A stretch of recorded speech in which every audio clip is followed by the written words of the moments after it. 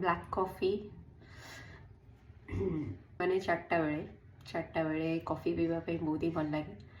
तो को माने मिल्क वाला कॉफी पीवाई भल लगे, आउ जन जन को ब्लैक कॉफी भल लगे।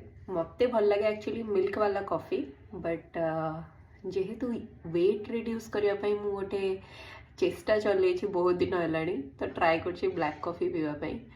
तो चलतु टेस्ट करके कहवा।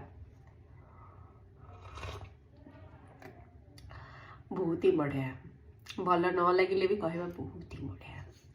कारण एक्चुअली मत आगु व्हाइट कॉफी भल लगुला, जमीती मु ब्लैक कॉफी पीवा स्टार्ट कली मत ब्लैक कॉफी छड़ा व्हाइट कॉफी आ भल लगुनि।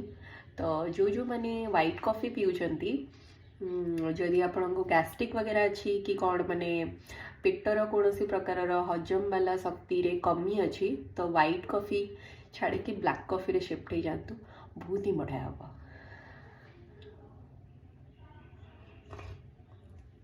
तो आज ये बाय बाय।